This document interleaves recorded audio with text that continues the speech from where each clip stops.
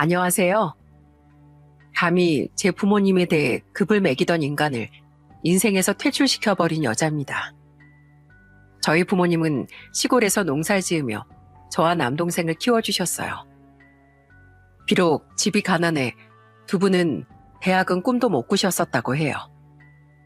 특히 저희 엄만 가난한 집의 장녀로서 동생들을 돌보고 공부시키기 위해 스스로 고등학교 진학까지 포기한 분이셨죠. 아빠 또한 고등학교 졸업한 후 동생들을 위해 돈을 벌어 집에 돈을 보태셨고요. 하지만 가족들을 사랑했던 부모님은 자신들의 고생스러운 삶에 연민을 품으시기보단 자랑스러워 하셨습니다. 적어도 본인들은 원하는 대로 동생들을 도울 수 있었고 그 결과에 만족하신다면서요. 그리고 열심히 일하고 노력하며 산 덕에 자식인 너희들을 이렇게 잘 키워내지 않았냐며 웃으셨죠. 착하게 자라준 너희들이 자신들이 인생을 잘 살아왔다는 증거 그 자체라면서 말입니다. 그런 부모님 아래서 자랐기에 저는 가족에 대한 사랑을 아주 중요하게 생각했었어요. 때문에 그런 남자를 만나 결혼도 했었죠. 하지만 그놈의 가족 사랑은 철저하게 자신의 부모와 형제에게만 국한되어 있었더군요. 그걸 뒤늦게 알게 된 탓에 꽤나 골치를 앓고 분노로 들끓다 저는 결국 제 부모님을 모욕까지 한 그놈을 제 인생에서 내쫓아버렸습니다. 아직도 떠올리면 뒷목이 뻣뻣해지곤 하는 제 짧은 결혼 생활에 대해 지금부터 이야기를 시작해볼게요. 미술에 재능이 있어 미대 진학 후 디자인 회사에 들어간 동생과 달리 저는 별다른 재능이 없었습니다. 때문에 부모님의 지원을 받아 열심히 공부해 지방 국립대에 입학했죠. 그리고 유일하게 할 줄 아는 공부를 놓지 않고 저는 대학 시절 내내 공무원 시험 준비를 병행했어요. 회사에 들어가기보단 안정적인 공무원이 되고 싶었거든요. 그리고 노력한 덕분에 저는 졸업한 뒤 24살의 나이부터 곧장 대학을 나온 지역에서 7급 공무원으로 근무할 수 있었어요. 또한 거기서 안주하지 않고 끊임없이 정진한 덕에 이후 7급에서 6급으로 그리고 나이 39엔 5급 사무관으로 승진할 수 있었죠. 정아씨, 제발 부탁이야. 딱 한 번만 나가서 밥만 먹고 와주라. 우리 부모님 아는 지인분의 아들이라는데 그 지인분이 하도 간곡하게 아들 선자를 부탁해서 부모님이 거절할 수가 없으셨다나 봐. 나도 부모님이 자신들 체면 좀 살려달라고 하시는데 매몰차게 거절하기가 힘들었어. 그래도 왜 하필 저예요. 정아 씨가 내 주위 사람 중에 제일 나으니까 똑똑하지, 사람 좋지, 일 잘하지. 게다가 지금 남자친구도 없잖아. 아무리 억지로 주선하는 선자리라도 우리 부모님 체면이 있는데 내가 아무나 내보낼 수 있겠어? 그 사람 정아 씨보다 나이도 1살밖에 안 많대. 한 번만 나가주면 내가 맛있는 밥에 술까지 살게. 제발 부탁해. 승진 후 사무관 업무에 적응해 가던 와중 저는 직장 동료의 간곡한 부탁으로 선자리에 나가게 됐습니다. 그런데 그날 가벼운 마음으로 나간 그 자리가 생각보다 나쁘지 않더군요. 솔직히 전 교도소에서 근무하는 7급 공무원인데 무려 5급 공무원이신 분이 나온다고 해서 긴장했었어요. 근데 실제로 보니 사진보다 실물이 더 아름다우셔서 제가 말이 잘 안 나오네요. 상대방은 9급에서 시작해 당시 7급으로 근무하고 있던 교정직 공무원이었습니다. 그런데 제가 마음에 든다며 어찌나 땀을 흘려대던지 저러다 앉은 의자까지 다 젖는 건 아닌가 싶더라고요. 그 모습이 꽤 귀엽게 느껴졌는데 시종일관 진중한 모습과 예의 바른 태도까지 더해지니 꽤 호감이 가더군요. 사실 저희 집이 원래 잘 살았는데 아버지께서 전 회사 동료였던 사람한테 크게 사기를 당하셨어요. 거의 전 재산을요. 그래서 집에 생긴 빚 갚고 부모님 돕느라 연애할 여유가 없었어요. 그러다 벌써 이 나이가 된 건데 부모님은 그런 제가 안쓰러우셨나 봐요. 그래서 주위에 선자리를 부탁하고 다니셨더라고요. 그러셨구나. 근데 꼭 선자리가 아니어도 인기가 없진 않으셨을 것 같은데요. 그렇게 말씀해 주셔서 감사해요. 근데 주위에 사람이 있어야 말이죠. 제 일 특성상 교도소가 있는 지방 위주로 한 번씩 옮겨 다녀 해서요. 일터에서 누굴 만나는 것도 기대하기 힘들고요. 이제 집안 빚은 다 갚고 저 스스로를 위해서 돈을 모으고 있는데 정작 인연을 만드는 건 쉽지 않더라고요. 그런데 딱 지금 근무하고 있는 지역에서 이렇게 멋지고 아름다운 분을 만나니까 너무 감격스럽네요. 그 사람은 내세울 자랑거리는 아니지만 선자리이니 자신의 배경을 솔직하게 말해야 할 것 같았다며 민망한 듯한 표정을 지었습니다. 솔직히 그 사람의 조건이 매력적인 조건은 아니었어요. 애초에 진지한 마음가짐으로 나간 자리도 아니었고요. 하지만 그 솔직한 모습과 무엇보다 가족을 위하는 마음이 참 멋져 보이더라고요. 때문에 전 떨리는 목소리로 제게 한 그 남자의 애프터 신청을 받아들였죠. 그리고 1년간의 만남 끝에 저는 프로포즈를 받고 그 남자와 결혼을 준비하게 됐어요. 언젠가 남자친구가 다른 지방에 발령이 나면 주말 부부가 돼야 했지만 그만큼 자신이 더 잘하겠다던 남자친구의 말을 믿고서요. 네, 그 남자친구가 바로 이 사연의 주인공인 제 남편이었습니다. 고마워 정아야. 남자인 내가 집을 마련했어야 하는데. 고맙긴 있는 사람이 더 해오면 되는 거지. 아무래도 남편은 오랫동안 부모님의 빚을 갚느라 모아둔 돈이 많지 않았습니다. 때문에 우린 제가 모아둔 돈에 대출을 약간 껴서 아파트를 장만하기로 했어요. 여긴 서울이 아니라 그렇게 집값이 비싸진 않아 가능한 일이기도 했죠. 대신 남편은 혼수를 해오기로 했고요.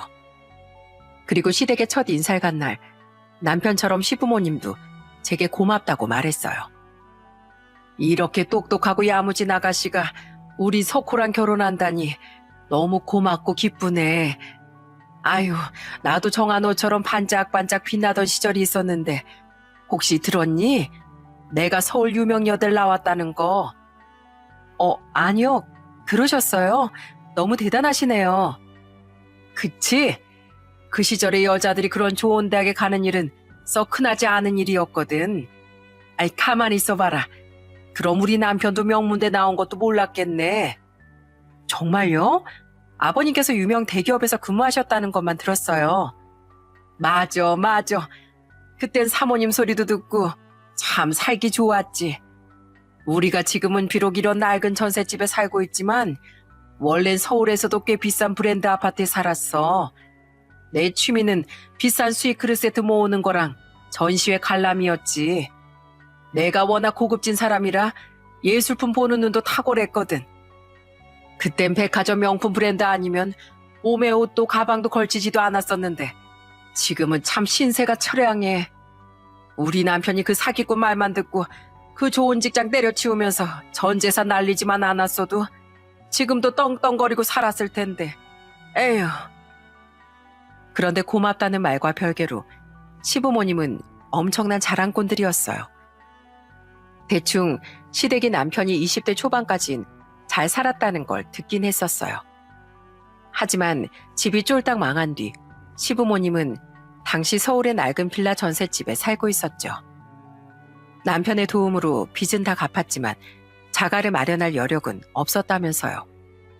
그런데 여전히 시부모님의 마음은 과거의 한때를 살고 있는 것 같더라고요. 그날 내내 시부모님은 대기업 과장과 그 사모였던 때 시절에 대한 이야기만 늘어났습니다. 정작 지금은 주차장 관리요원과 건물 청소 담당 직원으로 일하고 있었지만 그 이야긴 꺼내기도 싫어하면서요. 언니, 5급 공무원이면 돈 엄청 잘 벌겠네요. 그럼 결혼하면 저한테 용돈 좀 주시려나? 기대할게요. 또한 남편과 9살 차이가 난다던 시누인, 나이가 30이 넘었으면서도 여태 백수였어요. 철없이 처음 만난 제게 용돈 타령을 하는데 뭐 이런 철부지가 있나 싶더라고요. 그날 저를 집에 데려다 주던 남편은 민망해하며 가족들에 대한 변명을 했어요. 우리 부모님이 자랑이 좀 많으시지? 이해 좀 해줘. 없는 말 하시는 것도 아니고 정말 잘난 분들이셨다 보니까 떵떵거리면서 살았던 그 시절을 많이 그리워하셔서 그래. 불쌍한 분들이야. 그리고 미연이도 마찬가지고. 석호 씨 동생은 왜 불쌍해? 난 그래도 넉넉한 청소년길 보냈잖아. 근데 미연인 철든 무렵에 이미 집이 망해 있어서 나처럼 누릴 거 다 누려보지도 못했으니 얼마나 불쌍해. 그래서 애가 청소년기에 방황을 좀 했어. 그것 때문에 성인 돼서도 직장에 잘 적응을 못해서 지금 백수로 지내고 있는 거야. 간간히 아르바이트만 하면서 말이야. 나쁜 애는 아니니까 너무 버릇없게 보지 말아줘. 미안해. 솔직히 너무 좋은 시댁이라는 생각은 들지 않았습니다. 그래도 가족이 자랑이 많거나 철이 없는 게 하원 사유까진 아니라고 생각했어요. 같은 지역에 살면서 자주 마주치고 살 것도 아니고 어차피 결혼은 남편과 하는 거였으니까요. 이후 우린 친정 부모님께도 인사를 갖고 부모님은 예의 바른 남편을 마음에 들어 하셨어요. 그리고 부모님은 우리에게 결혼 자금으로 3천만 원을 보태주신다고 하더라고요. 아니에요, 엄마, 아빠. 그냥 가지고 계시다가 두 분 노후 자금 하세요. 그냥 봐도 너보다 먼저 네 동생 결혼할 때도 이만큼 해줬어. 이거 보태서 대출 받을 돈 조금이라도 줄여. 우리가 자식들 잘 살게 해주려고 열심히 살았지. 다 늙어서 떵떵거리고 싶어서 돈을 모아뒀겠니? 네가 잘 사는 모습 보여주면 그것만으로도 3천만 원은 비교도 안 되는 가치가 있는 일이야. 이후 어찌저찌 상견례도 잘 끝내고 저와 남편은 결혼식을 올린 후 신혼집에 입주했습니다. 추기도 한 푼 안 한 시누이와 달리 제 남동생 부부는 결혼 선물로 냉장고도 사주었죠. 그렇게 결혼식은 올렸지만 신혼여행은 결혼식 2달 뒤로 미루게 됐어요. 당시 직장에 제가 빠질 수 없는 중요한 일이 진행되고 있어 길게 휴가를 쓸 수 없었거든요. 그런데 그 신혼여행을 가기 전 2달이 정말 엄청난 고역이었습니다. 아유, 세상에, 지방 총구석이라고 무시했는데 여기 아파트도 꽤 쓸만하네. 집이 꽤 좋다, 얘. 와, 새언니, 집이 너무 좋은데요? 낡아 빠진 우리 집에 비하면 여긴 궁전이다, 궁전. 남동생 부부의 일정 때문에 우린 친정보다 시댁 식구들과의 집들을 훨씬 빨리 하게 됐습니다. 회사 일 때문에 바쁜 남동생 부부의 일정을 맞추려 친정 식구들 집들인 신혼여행 이후로 미뤄뒀었거든요. 그날 집이 너무 좋다던 시부모님과 시누이의 말에 저는 아무 생각 없이 고맙다고 말했어요. 그런데 그 뒤부터 시부모가 주말만 되면 이틀씩 저희 집에 머물다 가는 겁니다. 심지어 그때 함께 온 시누인 아예 일주일을 통으로 저희 집에서 지내다 가기도 했고요. 새아가, 우리 마음 편히 좀 쉬다 가마. 여긴 네 집이기도 하지만 우리 아들 집이기도 하잖냐. 새 집 냄새 정말 너무 좋구나. 우리 집에서 아무리 환기시켜도 곰팡내가 잘 빠지질 않는데. 내 말이요, 여보. 물론 옛날에 우리가 살던 아파트가 훨씬 좋긴 하지만요. 지금 우리가 사는 집보다 이 집이 우리 수준에 훨씬 잘 어울리는 것 같아요. 너도 그렇게 생각하지, 세아가? 사실 우리가 운이 없어서 그런 집에 살게 된 거지. 우린 그렇게 수준 낮게 살 사람들이 아니지 않니? 우리 아예 이 집에 확 들어와 버릴까? 아, 그럼 저도 같이요, 새언니. 아, 진짜 여기만 오면 서울로 돌아가기 너무 싫어요. 새언니, 애 낳을 거예요? 그냥 안 낳고 대신 제가 애라고 생각하고 좀 키워주시면 안 돼요? 정말 대환장 파티였습니다. 가뜩이나 중요한 프로젝트 때문에 정신없어 죽겠는데 시부모와 시누인 저를 부려먹지 못해 안달이기도 했어요. 세아가, 너 언제 일어나니? 우리는 아침밥은 꼭 먹어야 되는 사람들이야. 얼른 일어나서 밥 좀 차려줘. 새언니, 오늘 몇 시에 퇴근해요? 저 소고기 먹고 싶은데 퇴근길에 사와서 좀 구워주세요. 전 제 손으로 라면도 잘 못 끓인단 말이에요. 우리 위스키도 한잔 할까요? 위스키도 좋은 걸로 한 병 부탁해요, 새언니. 심지어 시누인 서울로 돌아가며 제게 말도 없이 제 옷이나 구두, 가방을 가져갔습니다. 처음엔 범인이 시누인지도 모르고 한참 동안 제 물건을 찾았었어요. 그러다 시누이의 SNS에 올라온 제 물건들을 보고 그제야 시누이가 범인임을 깨달은 거죠. 아가씨, 제 물건들을 그렇게 함부로 가져가면 어떡해요. 얼른 다시 가져오세요. 어머, 가족끼리 좀 나눴을 수도 있지. 새언니 되게 예민하다. 새언니 돈 잘 벌잖아요. 그냥 새로 사서 쓰면 안 돼요? 전 어릴 때부터 가난하게 자라서 이런 거 가져본 적도 별로 없단 말이에요. 네? 저 불쌍하지도 않아요? 저도 그렇게 잘 사는 집에서 자란 거 아니에요. 그리고 아가씨가 왜 불쌍해요? 백수로 아무 걱정도 없이 편하게 사는 아가씨가요. 아가씨 오빠가 자꾸 내 동생 불쌍하다니까 그게 저한테도 통할 거라고 생각하나 본데 절대 그런 기대하지 마세요. 안 가져오시면 저 경찰에 신고할 거예요. 처음엔 아무래도 시댁이 어려웠던지라 당황스러웠어도 우선 참았습니다. 남편만 따로 불러 잡으면서요. 며느리도 자식인데 부모님이 주말마다 오시는 게 뭐가 그렇게 불편해? 평생 떵떵거리면서 살다가 갑자기 그런 집에 살게 된 우리 부모님이 불쌍하지도 않아? 오죽 우리 집이 부러우셨으면 그러시겠어. 당신도 이제 우리 가족인데 측은지심이라는 걸 좀 가져봐. 그리고 내 동생도 그래. 걔는 어릴 때부터 가난해 아주 학을 뗀 애야. 걔가 당신 동생이라고 생각해봐. 아예 당신은 방까지 마련해줬을걸? 내 동생은 애초에 그럴 일도 없어. 그리고 당신 가족이 불쌍하면 일에 치고 집에 들어와서도 제대로 못 쉬는 난 안 불쌍해? 나도 당신 가족이야. 옛날 며느리들 다 그렇게 살았어. 그리고 나도 돕잖아. 당신 혼자만 힘든 것처럼 말하지 좀 마. 좀 다른 시선으로 봐봐. 힘들게 살았던 우리 가족이 우리 집에 오면 너무 행복하고 편해하잖아. 그럼 오히려 마음이 흐뭇해지지 않아? 내가 옛날 며느리야? 그럼 일도 다 때려치우고 나도 주부로 살까? 옛날 며느리처럼? 당신 가족 때문에 벌어진 일인데 당연히 당신이 더 나서서 해야지. 돕는 게 아니라. 그리고 흐뭇? 내가 결혼하자마자 당신 가족들 행복하게 만들고 수발들려고 힘들게 돈 모아서 이 집 산 줄 알아? 좋은 말 할 때 당신 가족 그만 오게 해. 알았어? 하지만 남편은 결혼 전과는 완전히 다른 사람이 되어 있었어요. 이젠 잡은 물고기라고 생각한 건지 제게 별도 따다 줄 것 같던 사람은 온데간데없고 남편은 제게 며느리 도리까지 운운하더라고요. 남편의 지극한 가족사랑은 딱 불쌍한 자신의 부모님과 동생에게만 국한되어 있었던 겁니다. 남편은 자기 가족을 못 오게 하려는 절 오히려 나쁜 사람 취급했어요. 그리고선 제 말은 싹 무시한 채 여전히 자신의 가족들이 집에 오는 걸 반겼죠. 그렇게 스트레스가 잔뜩 쌓였던 와중 시누이가 제 물건까지 훔쳐갔으니 제 인내심이 남아났겠습니까? 때문에 저는 시누이에게 전화를 걸어 경찰까지 운운하며 화를 터뜨린 거예요.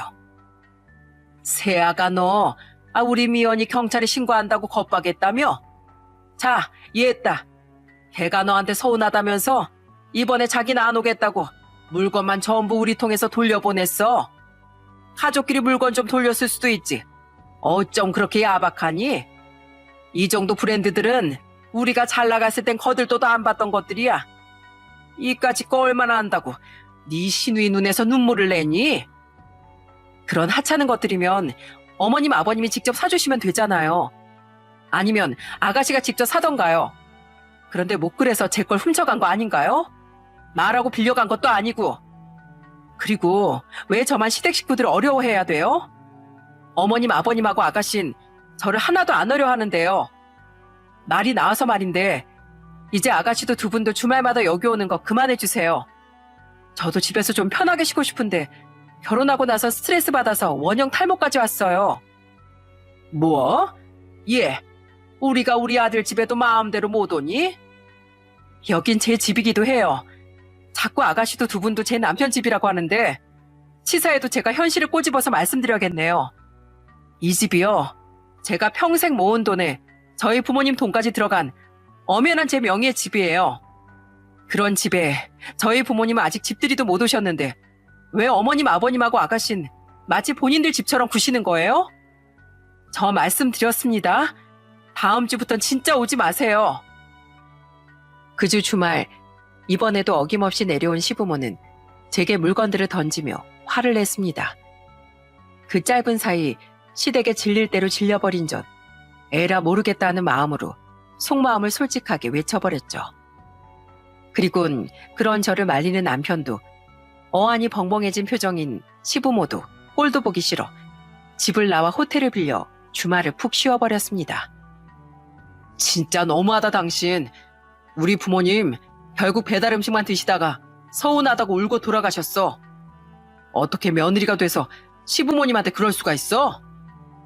당신은 어떻게 남편이란 사람이 아내한테 이럴 수가 있어? 그리고 당신은 손이 없어, 발이 없어. 당신이 직접 밥 해드렸으면 되는 거 아니야? 다음 주에 어머님, 아버님 또 오시면 나 또 집 나가버릴 거야. 그렇게 신혼여행을 떠나기 전 주의 주말은 드디어 시부모도 시누이도 나타나지 않았습니다. 남편은 좀 삐져있는 것 같았지만 저는 일부러 아는 체도 하지 않았어요. 그동안 시댁 식구들뿐 아니라 남편에게 가장 큰 정이 떨어져 있었으니까요. 결혼하자마자 돌변한 태도하며 아내인 저를 배려하지 않는 이기적인 모습에 말이죠. 그렇다고 결혼하자마자 갈라서자니 실망하실 부모님의 얼굴이 눈에 선해 차마 쉽지가 않더라고요. 내 팔잘 내 손으로 아주 배에 꼬았네. 이미 이 결혼 생활에 대한 회의감이 잔뜩 든 상태에서 떠나게 된 신혼여행이 즐겁게 느껴졌겠습니까?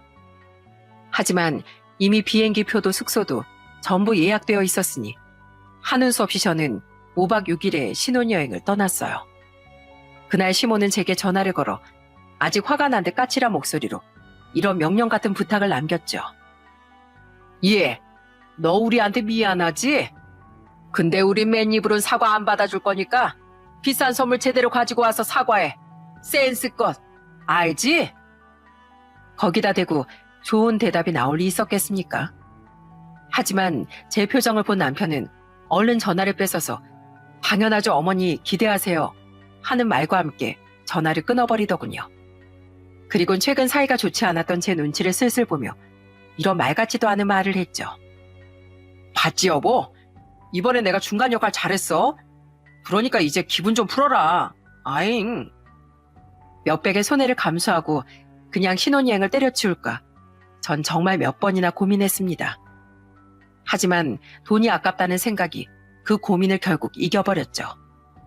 하지만 신혼여행지에 가서도 남편에 대한 제 정은 계속해서 뚝뚝 떨어져 갔어요. 이 스테이크 정말 맛있다. 우리 부모님도 잘 살 적엔 고급 스테이크 와인 엄청 좋아하셨는데 혼자 먹기 너무 죄송하다. 와, 이게 바로 유럽의 에스프레소구나.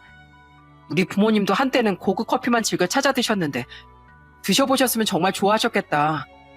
그리고 우리 미연인 해외여행 한 번도 못 해봤는데 지금 우리 얼마나 부러워하고 있을까? 이 좋은 데를 나 혼자 와서 가족들한테 너무 미안하다. 남편은 어딜 가나 자기 가족 생각뿐이었어요. 심지어 한 번은 눈물까지 보이더라고요. 저는 그런 남편을 향해 기가 차서 물었어요. 그렇게 좋은 거 먹고 좋은 거 볼 때마다 가족들한테 미안했으면 나랑은 어떻게 연애했어? 나랑 연애하면선 그런 모습 한 번도 안 보였잖아. 근데 왜 결혼하고 나선 딴 사람이 됐냐고. 그건 효도하기 위한 과정이었으니까 죄송하진 않았지. 효도하기 위한 과정? 집에 며느리 드리는 게 부모님께 효도하는 거잖아. 그래서 결혼하고 부모님이 우리 집에 오실 때 좋아하는 모습에 얼마나 나 뿌듯했는데. 여보, 우리 부모님하고 동생 계속 이렇게 못 오게 할 거야? 당신도 알잖아. 우리 가족 많이 불쌍한 거. 당신도 이제 우리 가족인데 같이 이해 좀 해주라. 내가 더 잘할게. 집안일도 많이 돕고 나중에 애 태어나면 애 보는 것도 다 도와줄게. 뭐? 그럼 당신은 결혼을 효도하려고 했단 말이야? 무슨 며느리를 종들이듯 드리는 거야? 그리고 같이 맞벌이 하는데 집안일이든 육아든 당연히 같이 해야 되는 거 아니야? 뭘 도와줬길? 마지막으로 내가 분명히 말하는데 나도 내 집에서 편하게 쉴 권리 있어. 그러니까 매주마다 시댁 식구들 오는 거 난 절대 용납 못해. 그건 거의 학가에서 사는 거랑 다름없는 거야. 제 말에 남편은 입을 대빨 내밀 뿐 아무런 대꾸도 못했습니다. 그리곤 또 자기 혼자 풀어지더니 저한테 호텔 수영장에 가서 수영을 하자고 하더군요. 호텔 수영이야 저도 하고 싶었던 터라 함께 나가서 수영을 하고 있는데 남편이 또 이러는 겁니다. 우리 부모님도 한땐 호텔 수영장에서 수영하는 거 좋아하셨는데 그래 여보, 우리 아예 조만간 우리 가족이랑 이 나라로 한 번 더 여행 오는 거 어때? 여길? 동남아도 아니고 여긴 가격이 너무 비싼데? 에이, 그래도 우리 둘이 맞벌이하면 생각 못할 금액은 아니잖아. 다들 여기 오면 정말 좋아할 거야. 차라리 그것보단 동남아 휴양지 어때? 그럼 양가 모두 한 번씩 같이 여행 다녀올 수 있을 것 같은데. 처가 식구들이랑도 여행 다녀오자고? 좀 과하지 않겠어? 뭐? 시댁 식구들은 유럽 여행도 안 아깝고 친정 식구들은 동남아도 아깝다는 거야? 그게 아니라 장인 장모님은 평생 시골에서 사셨잖아. 그런데 외국 음식이 입에 맞으시겠어? 우리 부모님은 잘 살 때 외국 여행도 많이 다녀오셨고 도시에 살아서 양식도 잘 드시잖아. 그러니까 그 돈으로 우리 가족은 유럽 여행 시켜주고 장인 장모님은 처남네랑 돈 모아서 국내, 그래 제주도 모시고 다녀오자. 뭐? 뭐 이런 이기적인 인간이 다 있어?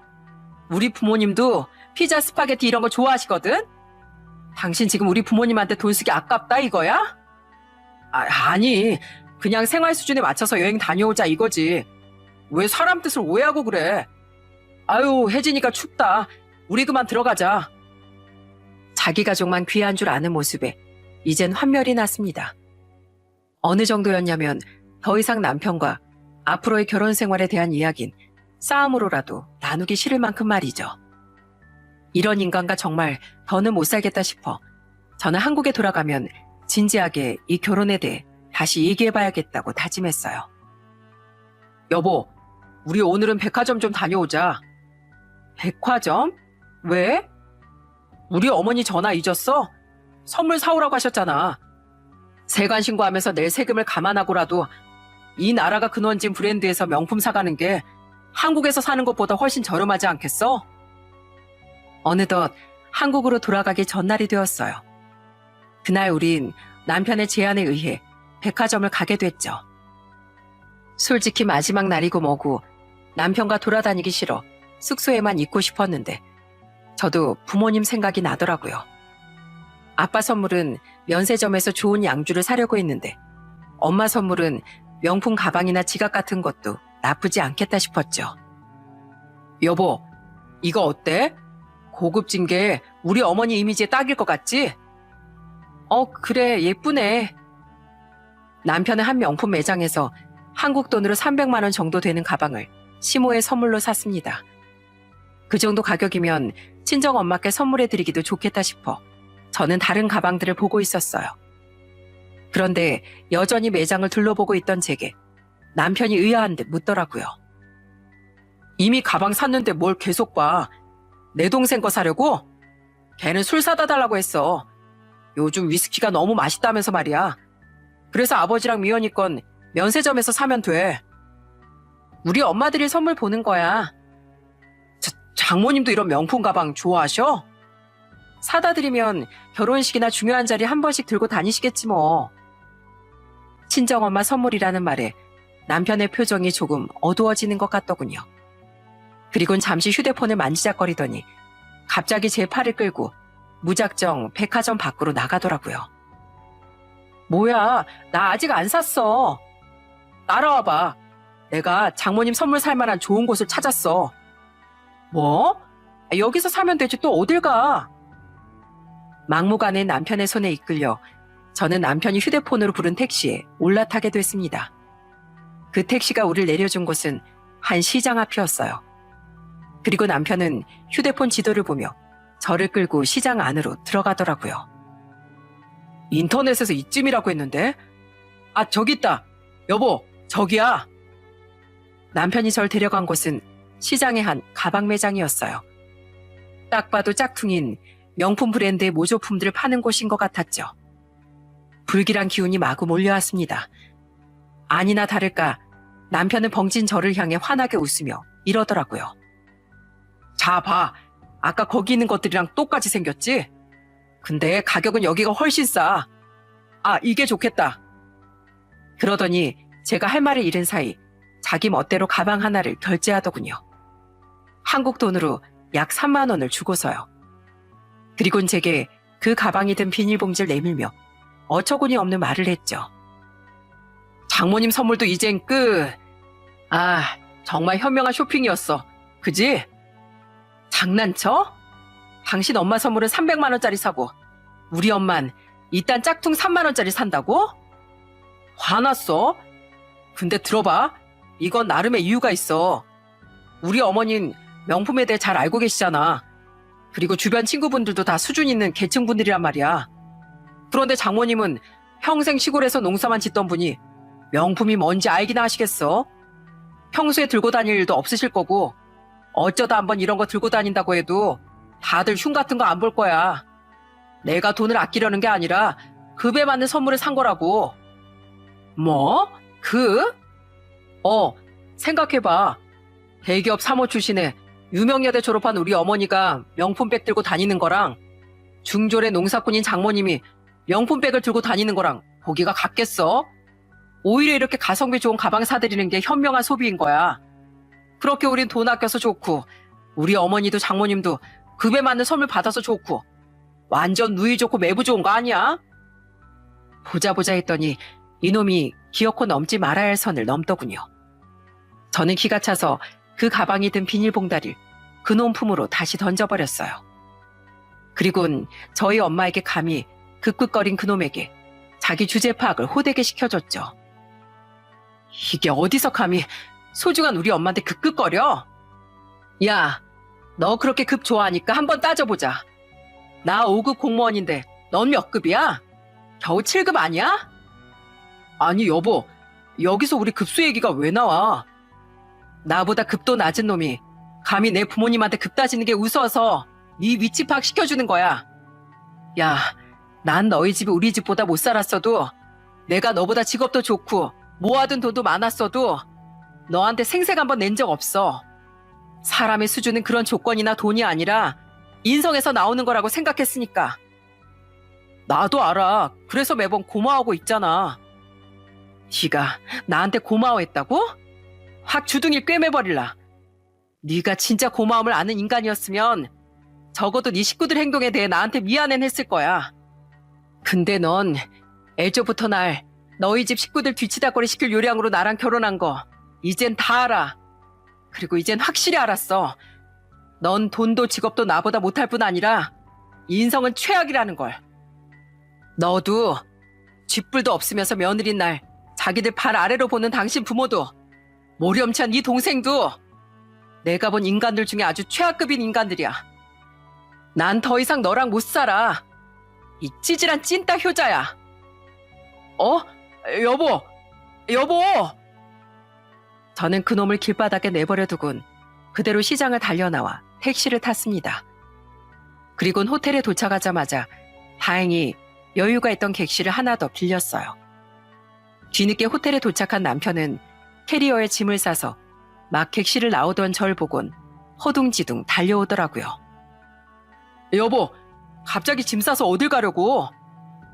여기에 객실 하나 더 빌렸어. 더 이상 너 같은 인간이랑은 한 방에 있고 싶지도 않으니까. 너 한국 돌아가자마자 당장 내 집에서 나가. 네가 사온 혼수들 하나도 빠짐없이 돌려줄 테니까. 여보, 고작 가방 하나 가지고 지금 이러는 거야? 알겠어, 내가 잘못했어. 급 어쩌고 한 것도 내가 너무 경솔했던 것 같아. 아무리 촌뜨기셔도 당신한테 소중한 부모님일 텐데. 우리 다시 백화점으로 장모님 가방 사러 가자. 그러면 당신 기분 풀리겠지? 촌뜨기? 이게 뇌를 시궁창에 처박아 놓고 왔나. 진짜 너 한 대 맞아볼래? 그리고 너 따위가 사라 마라 안 해도 내 부모님 선물은 내가 알아서 살 거야. 자식한테 빌붙기 바쁜 네 부모랑 다르게 자식에게 뭐라도 하나 더 못해줘서 미안해하는 아주 급이 태산처럼 높은 우리 부모님 급에 맞게 따라오기만 해. 확 캐리어 바퀴로 납작하게 밀어버릴 테니까. 저는 이미 그놈과 한시도 부부라는 이름으로 묶여있고 싶지 않았어요. 가뜩이나 정이 다 털린 마당에 엄마를 모욕까지 한 그놈과 더 살 이유는 아무것도 없었으니까요. 오히려 그런 놈과 참고 계속 같이 사는 게 부모님께 진정으로 불효하는 일이라고 생각했죠. 다음 날 전 그놈은 신경도 쓰지 않고 혼자 공항으로 가버렸습니다. 하지만 같은 비행기를 타야 했기에 어쩔 수 없이 저는 그놈과 다시 마주쳐야 했어요. 여보, 잘 잤어? 자니까 기분 좀 풀렸지? 어디가 장인어른 양주 사려고? 나도 아버지랑 동생 술 사야 하는데 우리 같이 비싼 양주병으로 드럼처럼 두드려 맞아볼래? 확 절이 안 가? 비행기를 기다리는 동안 그놈은 면세점을 돌아다니던 저를 따라다니려고 했습니다. 그리곤 은근슬쩍 화해를 시도하는데 그 목소리조차 듣기 싫어 저는 으르렁거리며 그놈을 쫓아내버렸어요. 하루빨리 한국에 도착해 그놈을 집에서 쫓아내버리고만 싶었죠. 다행히 그놈과 제 비행기 좌석은 한참 떨어져 있었습니다. 때문에 저는 번개처럼 빠르게 캐리어를 찾아 후다닥 집으로 돌아와 버렸죠. 여보, 나왔어. 왔으면 이제 다시 가면 되겠네. 거기 내가 미리 당신 옷 다 싸놨거든? 그거 들고 당신 부모 집에 가던지 고시원이라도 빌리던지 해. 여보, 우리 결혼한 지 이제 고작 2달 지났어. 정말 이렇게 나랑 끝내려는 거야? 내가 장모님 명품 가방은 그것 때문 아니라고 내가 몇 번을 말해 이 띨띨아. 내가 왜 나 힘들게 지금껏 키워준 부모님도 못 모시고 사는데 평생 남으로 살아온 당신 가족 수발에 들면서 살아야 돼? 난 당신 가족들 하나도 안 불쌍한데 왜 대리 연민, 대리 효도를 강요받아야 되냐고.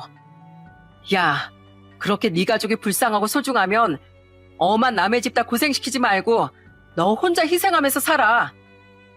네가 번 돈으로 네 부모 좋은 아파트에도 살게 해주고 네 모렴치한 도둑 동생한테 명품도 마음껏 사주고 난 내 돈, 내 시간 써서 앞으로 내 가족한테만 잘하면서 살 거니까. 남편은 끝까지 제게 매달리려고 했습니다. 심지어 남편은 제가 문 앞에 싸둔 짐을 들고 현관문 옆 작은 방으로 쏙 들어가더니 문을 잠그고 엉엉 울기까지 했어요. 나 안 나가. 당장 나 어디로 가라고. 내가 결혼하면서 아파트 살게 됐다고 직장 동료들한테도 얼마나 자랑했는데 내 아내가 5급 공무원이라고 다들 부러워했단 말이야. 부모님 친구들도 우리 부모님을 얼마나 부러워했는데 이게 무슨 개망신이야. 그 개망신 자초한 건 너랑 네 가족 자신들이야. 아우, 저런 찌질인 걸 왜 대체 내가 모르고 결혼까지 한 거야? 그날 남편은 끝까지 방문을 사수하고 그 방에서 나오지 않았어요. 솔직히 마스터키가 있었지만 열어봤자 제가 남자인 남편을 어떻게 힘으로 끌어낼 수 있었겠어요. 때문에 무슨 방법을 써야 하나 방에서 고민하고 있던 와중 시모에게서 전화가 걸려오더군요. 이 상황에 시모 전화를 굳이 받아야 하나 싶어 받지 않았는데 시모는 그런 제게 무려 5통이 넘는 전화를 계속해서 걸더라고요. 때문에 우선 하는 수 없이 전화를 받았는데 전화를 받자마자 시모가 소리를 빽 지르지 않겠어요? 야, 너 감히 우리 아들을 집에서 쫓아내려고 했어?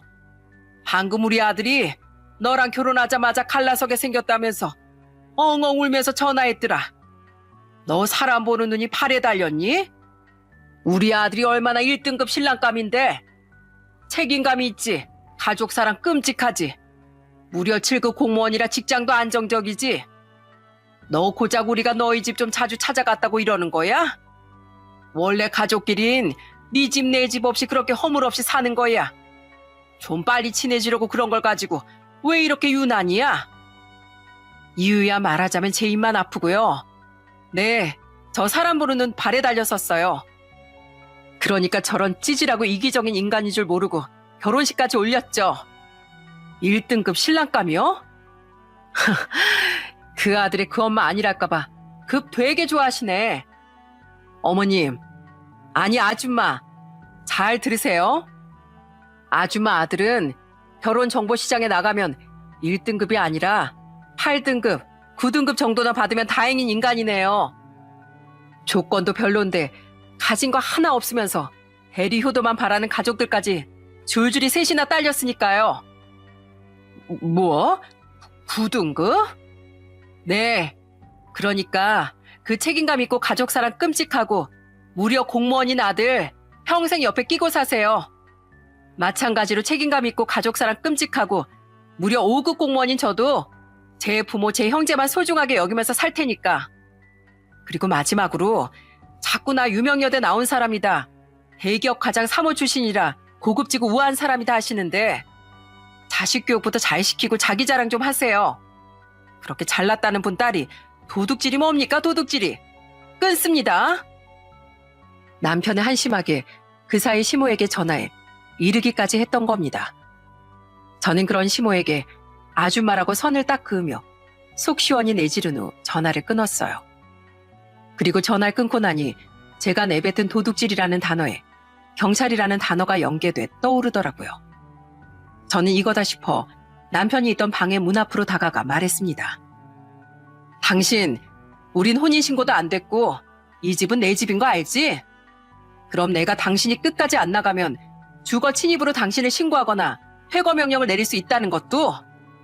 근데 교정직 공무원인 당신이 버티고 버티다가 주거 침입죄가 인정되면 어떻게 될까? 잘하면 징계도 받을 수 있고 앞으로의 승진의 문제도 될 수 있겠지? 어디 진짜 그렇게 되게끔 끝까지 지저분하게 싸워볼까? 여보, 당신 진짜 너무한 거 아니야? 진짜 내가 너무해지기 전에 당신 발로 순순히 여기서 나가. 교도소의 수감자들을 관리하는 남편에게 범죄 문제가 동반되면 불이익이 생길 게 뻔했습니다. 다행히 제 으름장은 먹혀들었고 남편은 하는 수 없이 이 집을 나가겠노라 약속했어요. 대신 월세집이라도 구하길 기다려달라는 말에 생각해보니 사람을 길바닥으로 내쫓을 수는 없어 딱 일주일의 시간을 줬죠. 시댁으로 무작정 쫓아버리기엔 그놈 일터와 서울까지 도저히 통근할 거리가 아니라서요. 그리고 남편은 얼마 뒤 자신이 사온 혼수를 중고로 전부 팔아버리고 그 돈을 챙겨 집을 나가게 됐습니다. 그 전에 은근슬쩍 제 동생이 사준 냉장고까지 팔아버리려던 걸 이 도둑 자식아, 염치는 유럽에 두고 왔냐? 하는 말과 함께 막을 수 있었네요.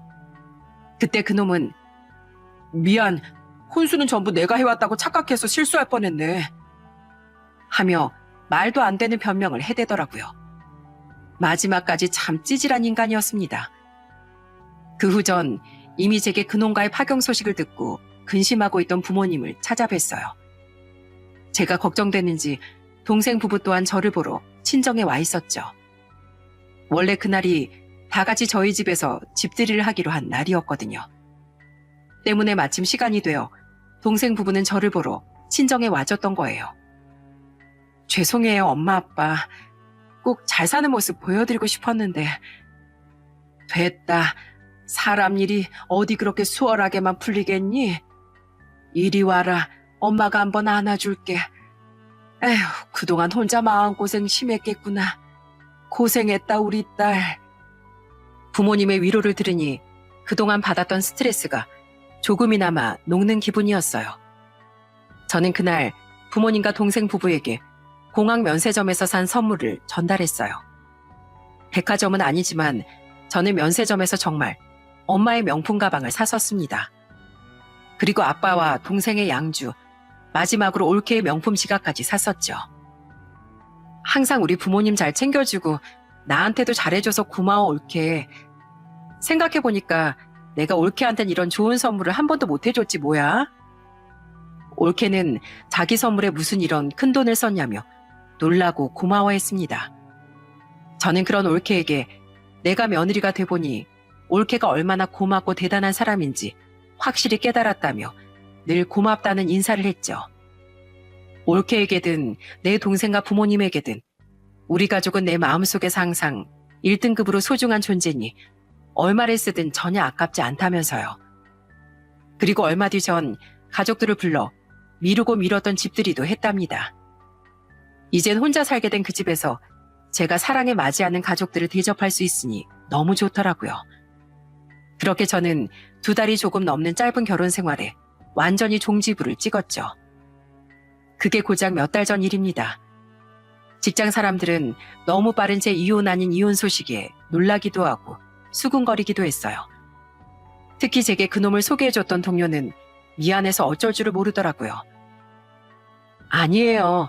굳이 탓을 하자면 사람 보는 눈이 없었던 제 자신 탓이죠. 그러니까 미안해하지 마세요. 저는 그런 동료에게 괜찮다고 웃으며 신혼여행지에서 사온 선물을 건네줬어요. 그리고 사람들의 흥미는 금방 식는 법. 지금은 수군거림도 잠잠해지며 저는 다시 평소처럼 직장 생활 잘하며 살아가고 있습니다. 부모님도 잘 챙기고 일상의 소소함에 대한 감사함도 느끼면서요. 물론 그런 놈과 결혼하지 않았었다면 좋았겠지만 어차피 지나간 일, 이제 와서 후회하면 무엇하겠습니까? 때문에 전 그놈 덕분에 내 집 마련이나 잘했다고 생각하기로 했어요. 결혼하면서 부모님께 받은 3천만 원은 돈을 모아서 갚겠다고 해도 절대 돌려주지 말라고 성하셔서 앞으로 그 이상의 효도로 갚아나가려고요. 직장 동료에게 들은 얘기론 그놈의 부모는 또 주변에 아들 장가 보낼 선자리를 부탁하고 다녔다는군요. 이혼 아닌 이혼을 한 지 얼마나 됐다고 말이죠. 하지만 이미 직장 동료의 부모님이 그놈이 왜 결혼하자마자 파경을 맞았는지 퍼뜨렸던 탓에 그놈의 부모는 선자리를 얻긴커녕 욕만 바가지로 먹고 다닌다고 하더군요. 그 덕분에 다행히 당분간은 저처럼 불쌍한 여자는 또 생기지 않을 것 같네요. 부디 그놈이 엄한 여자 복장을 또 터지게 만들지 말고 불쌍한 자기 부모, 자기 가족을 평생 혼자서만 부양했으면 좋겠습니다. 그리고 그놈이 언젠간 내 부모, 내 가족이 소중하면 남의 부모와 가족 또한 소중한 존재임을 꼭 깨달았으면 해요. 마지막으로 제게 귀한 인생 경험을 시켜준 그놈에게 짧은 몇 마디를 남겨보고 싶습니다. 야, 안석호. 넌 내가 본 인간 중에 손에 꼽히게 급이 낮은 인간이야. 가짜는 잣대로 사람에게 급을 매기는 짓거리, 그 자체로 네 저급함을 보여준 거니까. 그리고 그런 네가 잘못됐다고 전혀 생각하지 않는 네 부모도 차마 수준이 높아 보인다고는 절대 말 못하겠다. 그러니까 안석호, 남한테 급 운운하기 전에 네 인간적 정신적 수준부터 높여라. 주제 파악 좀 하고 살아. 알았냐? 주제 파악 못하고 또 어디 가서 사람한테 급 운운하고 다니면 진짜 뒤통수에 돌 날아올 수도 있으니까 만나서 더러웠고 두 번 다신 우리 보지 말자. 부모님 이야기가 나오다 보니 사연에 격앙된 감정이 실려 혹여 듣기 불편하셨다면 조심스레 사과의 말씀을 드립니다. 그리고 그럼에도 불구하고 끝까지 들어주셔서 감사드려요. 그럼 전 이만 여기서 인사드리겠습니다. 감사합니다.